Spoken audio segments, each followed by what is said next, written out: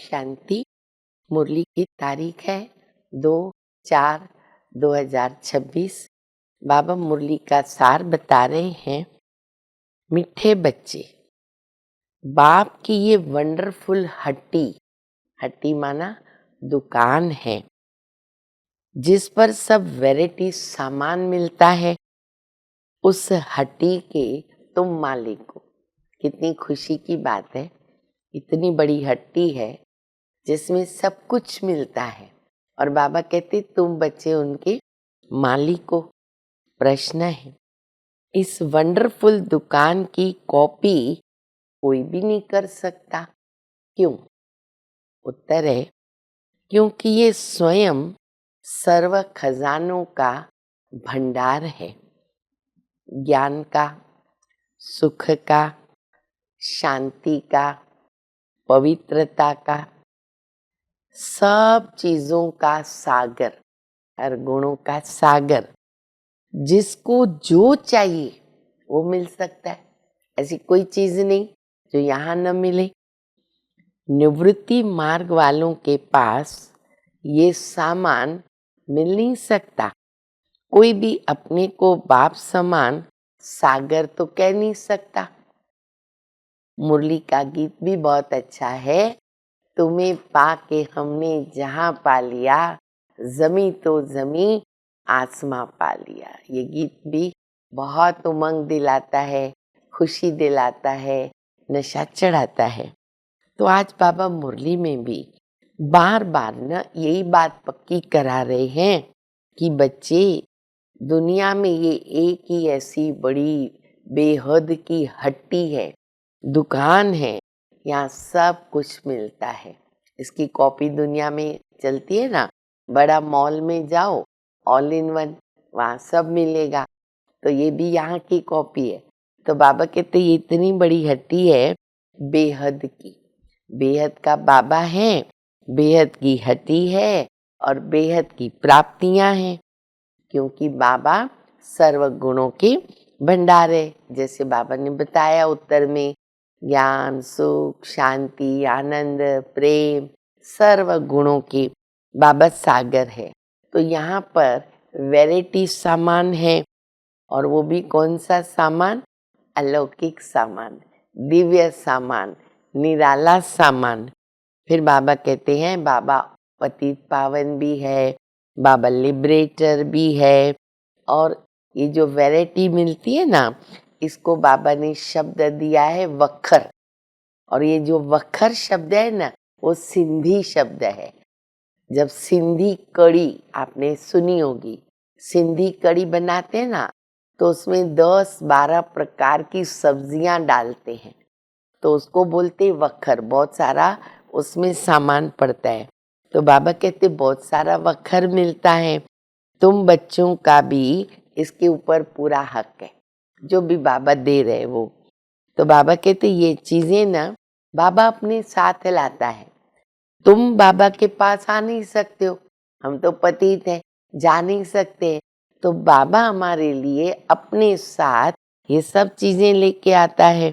ये भी कितनी हमारे भाग्य की बात है। फिर बाबा कहते तुम्हारे पास तो ना बच्चे अकीचार धन था, कितना माल था। फिर आगे जाके तुम धर्म भ्रष्ट बन गए, कर्म भ्रष्ट बन गए, तो सब कुछ हमारा गुम हो गया। तो बापा पूछते बच्चे कहाँ गंवा दिया? अच्छा ठीक है, अभी मैं फिर से तुमको देने आया हूँ, तो अभी क्या करो बच्चे, मुझे याद करो, तो आत्मा की कट उतर जाएगी। तो बच्चे कहते हैं ना बाबा हम क्या करें, आपको भूल जाते। तो बाबा कहते अच्छा बच्चे, कन्या शादी करती है तो क्या पति को भूल जाती है? अच्छा बच्चे होते हैं क्या अपने बाप को भूल जाते? ये तो होता ही नहीं है। और बाबा तो दाता है, तो बच्चों को तो बाबा को याद करना पड़े। याद की यात्रा में ही तो तुम्हारे विकर्म विनाश होंगे। फिर बाबा दूसरी सेवा की बात बता रहे, बच्चे सबको ना पहले बाबा की महिमा सुनाओ। जो बाबा ने ऊपर कही ना, वो सारी महिमा सुनाओ। शिव बाबा कहेंगे, कभी श्री कृष्ण को बाबा कह सकते हैं? कृष्ण बाबा शोभा ही नहीं देता है ये बात। तो शिव बाबा आते हैं तुम सब बच्चों को सारे खजाने देने।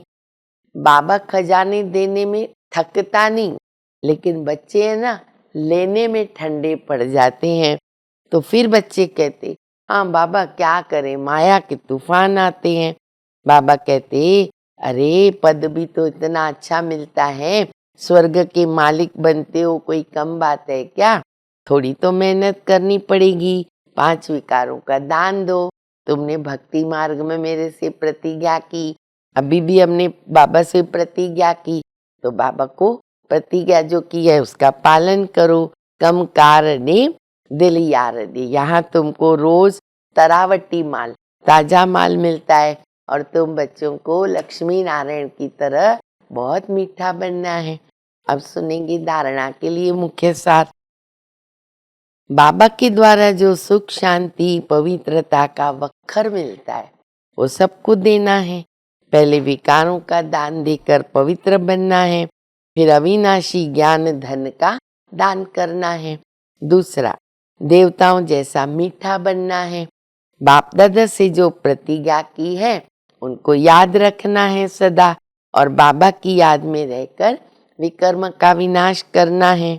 वरदान है, निमित्तपन की स्मृति द्वारा अपने हर संकल्प पर अटेंशन रखने वाले निवारण स्वरूप भव।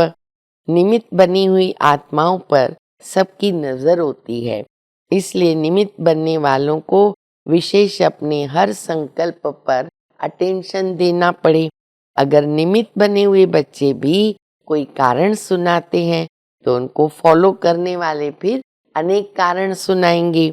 अगर निमित्त बनने वालों में कोई कमी है तो वो छिप नहीं सकती है, इसलिए विशेष अपने संकल्प, वाणी, कर्म पर अटेंशन दे करके निवारण स्वरूप बनो। स्लोगन है, ज्ञानी तू आत्मा वह है जिसमें अपने गुण, विशेषताओं का भी अभिमान न हो। अव्यक्त इशारा, महान बनने के लिए मधुरता, नम्रता का गुण धारण करो। मधुरता का गुण जीवन में तब आएगा जब अपनी व दूसरों की बीती को न देखकर अंदर के संस्कारों को सरल, नम्रचित बनाएंगे। सरल चित आत्मा का गुण है मधुरता। उनके नैनों में मधुरता, मुख में मधुरता, चलन में मधुरता प्रत्यक्ष रूप में दिखाई देती है। मधुरता और नम्रता, इन दो विशेष धारणाओं से सदा विश्व कल्याणकारी, महादानी, वरदानी बन जाएंगे और सहज स्नेह का सबूत दे सकेंगे। तो इसीलिए हमें पक्का करना है, मन वचन कर्म से हमको मधुरता, मन में मधुरता, वचन में मधुरता और कर्म में, व्यवहार में भी मधुरता को अपनाना बहुत जरूरी है। अच्छा, मीठे मीठे सिक्के लदे बच्चों प्रति माता पिता बाप दादा का याद प्यार और गुड मॉर्निंग। रूहानी बाप की रूहानी बच्चों को नमस्ते। फिर आज बाबा कहते, बच्चे और कोई सत्संग में ऐसे कहते क्या? कोई नहीं कहता है। ये हमारी बिल्कुल नई भाषा है, इसको स्पिरिचुअल नॉलेज कहेंगे। अच्छा, मीठे मीठे रूहानी बाप को, हम रूहानी बच्चों की माता पिता बाप दादा को याद प्यार, गुड मॉर्निंग, नमस्ते नमस्ते, शुक्रिया बाबा शुक्रिया। ओम शांति।